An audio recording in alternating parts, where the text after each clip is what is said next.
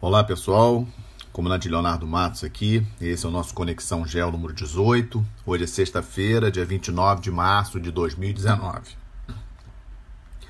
Na semana passada eu trouxe para vocês os temas da visita do presidente Bolsonaro aos Estados Unidos, a questão dos coletes amarelos na França, também falei sobre o impasse com relação à Coreia do Norte e também um pouco sobre a perspectiva de criação do ProSul na reunião em Santiago, que ocorreu na sexta-feira, ocorreria logo depois do meu podcast. Hoje eu vou começar esse Conexão Geo 18, rapidamente falando uma atualização da situação na Venezuela. Basicamente essa semana, dois assuntos de maior relevância. O primeiro é o pouso de 2 aviões russos no último sábado lá em Caracas, levando cerca de 100 militares. A princípio, de acordo com declarações do governo russo e também do governo Maduro, militares que vão cumprir alguns intercâmbios e alguns acordos que a Venezuela possui com a Rússia. Algumas fontes também levantaram a possibilidade de serem técnicos para manutenção de alguns sistemas que a Rússia vendeu à Venezuela, por exemplo, o sistema de defesa antiaérea S-300, mas também outros levantaram a possibilidade de ser um reforço à segurança pessoal do presidente Maduro, mas nada de muito especial. Também nessa semana na Venezuela, mais um apagão, o segundo grande apagão, durou aproximadamente 3 dias em quase todo o país, e também reforçando a situação de sucateamento de todo o sistema elétrico venezuelano, uma situação bastante catastrófica, digamos assim. E hoje, uma notícia boa para a população venezuelana, que a Cruz Vermelha Internacional conseguiu um acordo tanto com o presidente Maduro como com o Guaidó para a entrada de ajuda pela Cruz Vermelha, sem nenhuma ligação com nenhum dos dois lados, apenas efetivamente para ajudar a população venezuelana. Essa foi uma excelente notícia que saiu hoje. O segundo tema que eu trago para vocês é a questão da visita do presidente chinês Xi Jinping à Europa essa semana. Começou na sexta-feira da semana passada, sexta e sábado na Itália, com um grande estardalhaço. O Xi Jinping foi muito bem recebido na Itália, porque a Itália está em recessão, precisa do dinheiro chinês, e a Itália formalizou a sua entrada na iniciativa Belt and Road. É o primeiro país do G7 a assinar essa iniciativa, com essa parceria, mas a princípio as primeiras notícias são uma certa decepção em relação a esses primeiros investimentos chineses na Itália. Esperava-se algo em torno de 7 bilhões de euros e a princípio a sinalização em torno de 2 bilhões e meio de euros. O que eu acho interessante para trazer também para vocês é que logo depois dessa visita à Itália de 2 dias, o Xi Jinping foi à França, e é interessante notar que lá ele já recebeu, digamos assim, o Macron o recebeu de uma maneira diferente. O Macron se posicionando como realmente um líder da Europa, fez questão de convidar a Merkel também para receber o Xi Jinping, e é muito interessante porque o Macron foi muito mais assertivo, muito mais firme no seu posicionamento junto ao Xi Jinping, e no final das contas assinaram acordos na faixa de 40 bilhões de euros entre França e China. Tudo bem que desses 40 bilhões, 30 bilhões apenas em aquisição de aviões da Airbus por conta da China, mas mesmo assim 10 bilhões de euros é bastante, e muito mais do que os 2 bilhões e meio que a Itália acertou com muita pompa e circunstância, fogos de artifício. Ou seja, a postura aqui chama atenção para duas coisas, né? Essa questão da postura pragmática e bastante firme do Macron, europeia, se colocando como líder europeu, cobrando da China também reciprocidade em relação à liberdade de comércio, etc. Ou seja, ele foi firme, fez questão de valorizar a sua amizade com a Alemanha, também bastante interessante.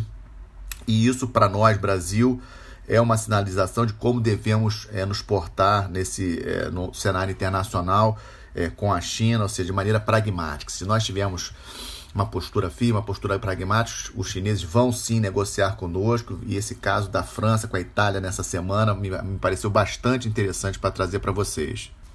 Terceira notícia que trago também foi que o presidente Trump assinou a medida de apoio à anexação das colinas de Golã por parte de Israel. Isso aconteceu no início dessa semana, com a presença do primeiro-ministro israelense, Benjamin Netanyahu.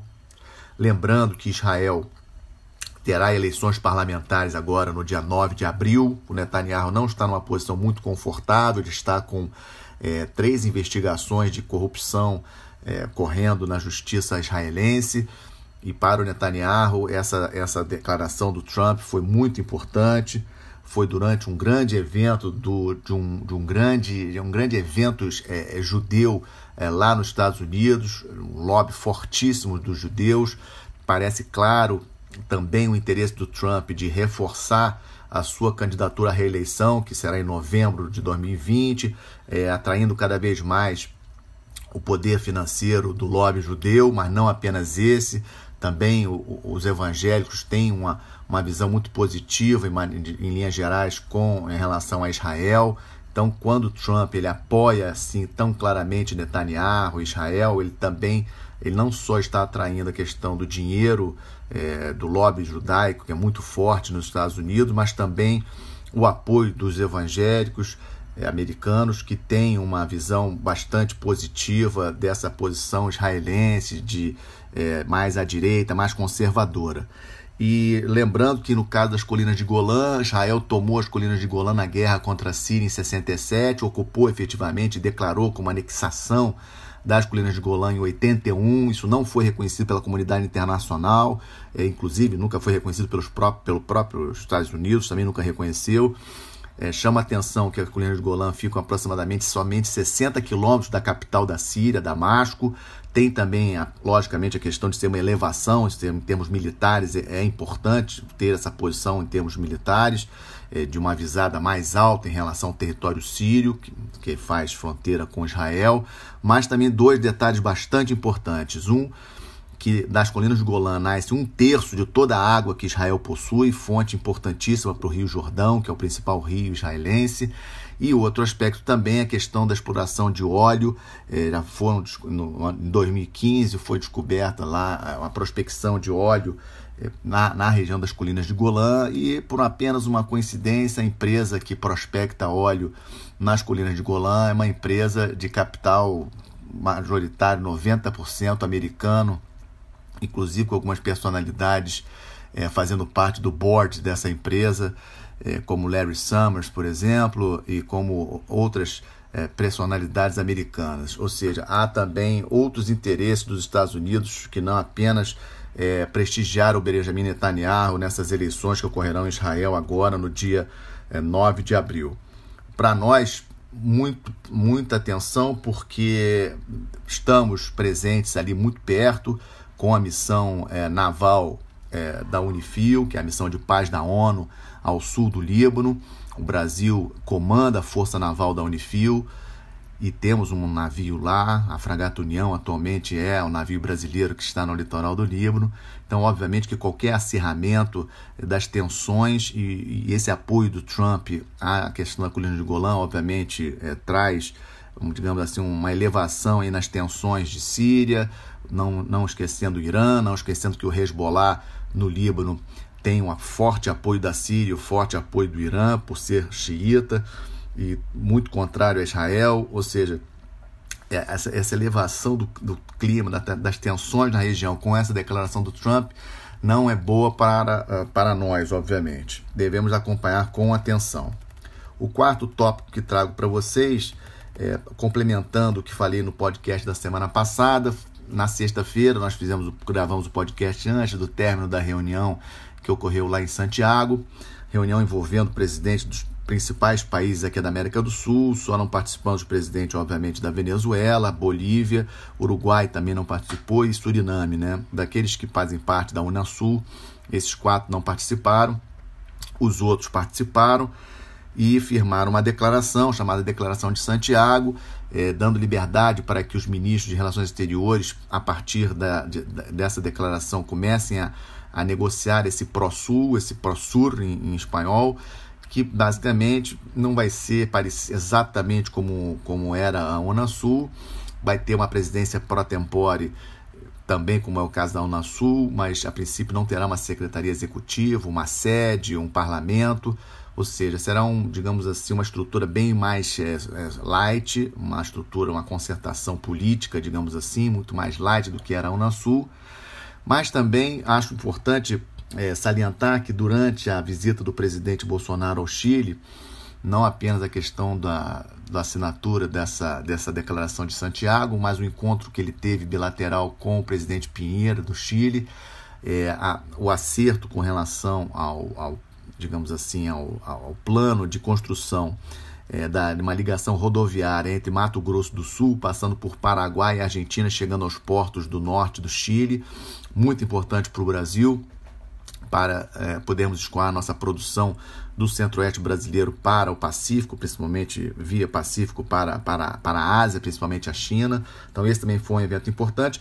E um detalhe que a nossa mídia não falou muito, mas eu acho importante chamar a atenção, que o Piñera prometeu ao presidente Bolsonaro tentar aproximar a Aliança Pacífica, que é uma união econômica que envolve Chile, Peru, Colômbia, Costa Rica e México, com o Mercosul. E lembrando que o presidente Bolsonaro assumirá a presidência pro-tempore do Mercosul agora em julho, e o Piñera vai assumir a presidência pro-tempore da Aliança do Pacífico. Então vai ser interessante. Eu acho que nessa acirrada competição internacional do comércio internacional, nós não devemos ir sozinhos, digamos assim, nessa briga. Então, não apenas com a nossa aliança aqui com nossos países, Argentina, Uruguai e Paraguai, no Mercosul, mas se pudermos contar com algum outro tipo de acordo com os países da Aliança do Pacífico, Chile, México, principalmente, Peru, que tem economias boas, Colômbia, eu acho que vai ser bastante interessante para nós também.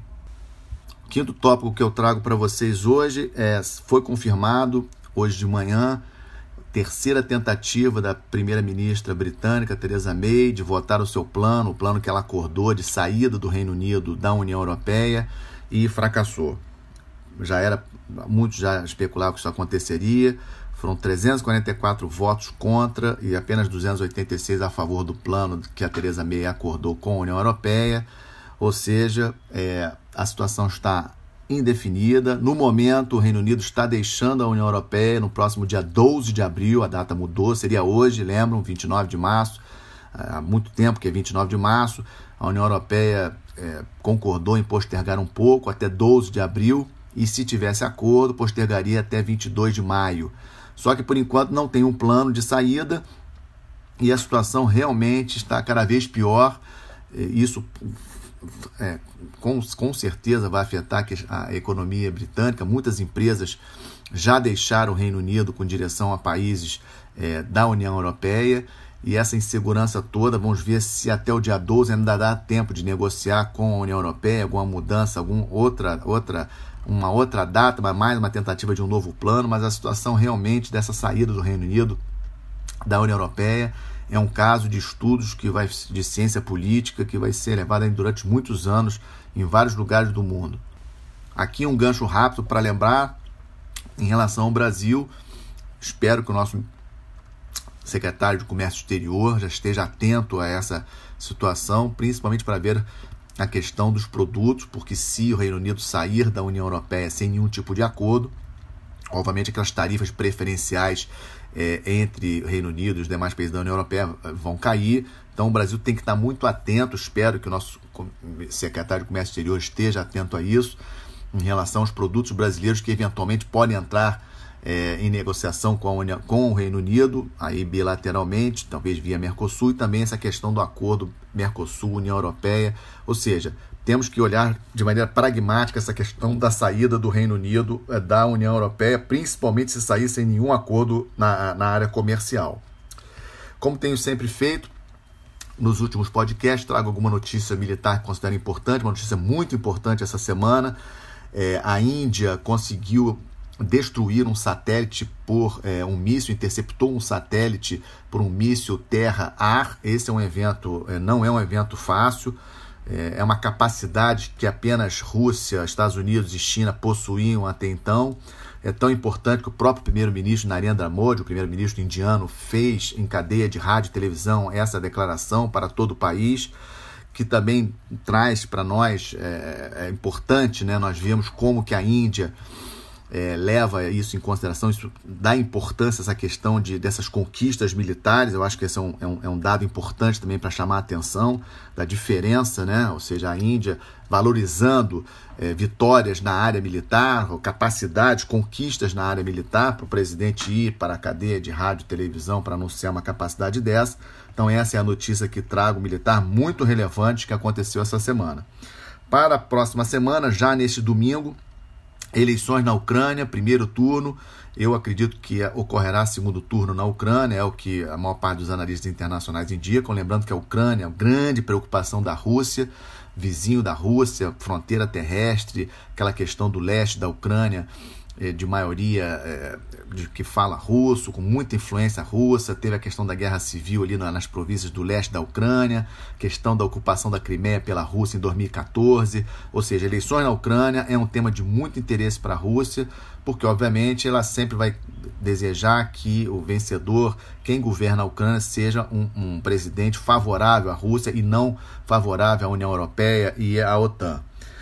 Mas eu acredito que haverá segundo turno. E a última notícia, também para estarmos atentos, domingo o presidente Bolsonaro chega a Israel, é uma visita que de certa forma me preocupa um pouco, porque Israel está em campanha política, como eu tinha falado na notícia anterior em relação às colinas de Golã. As eleições de Israel ocorrerão agora no dia 9 de abril, e eu achei o momento não muito favorável para a visita do presidente lá, porque ninguém garante que o Netanyahu será reeleito, e caso a oposição vença essa eleição, a situação muda bastante para o Brasil. Então eu considero que, infelizmente, não foi um bom momento para o Brasil visitar Israel.